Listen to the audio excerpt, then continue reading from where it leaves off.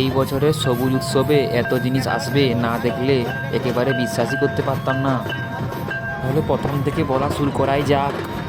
তো প্রিয় বন্ধুরা, এই র্যালিটি খড়িকা স্কুল মাঠ থেকে শুরু হয়ে একেবারে মেলা প্রাঙ্গণ পর্যন্ত গিয়েছিল। লম্বা মানুষগুলি এইরকম নেচে নেচে সামনের দিকে এগিয়ে যাচ্ছিল এবং খুবই সুন্দর লাগছিল। তারপর এই আদিবাসী নাচটি একটি তালে তালে নেচে নেচে সামনের দিকে এগিয়ে যাচ্ছিল।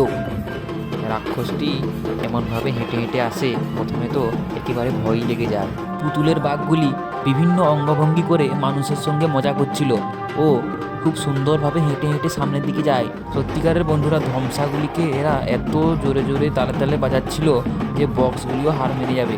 তারপর দেখলাম মানুষ অনেক দূর দূর থেকে এই জিনিসগুলি দেখার জন্য মেলা প্রাঙ্গণে ভিড় করেছে। শেষমেশ প্রদীপ প্রজ্বলনের মাধ্যমে মেলাটি উদ্বোধনী হয় ও এখান থেকে মেলাটি শুরু হয়।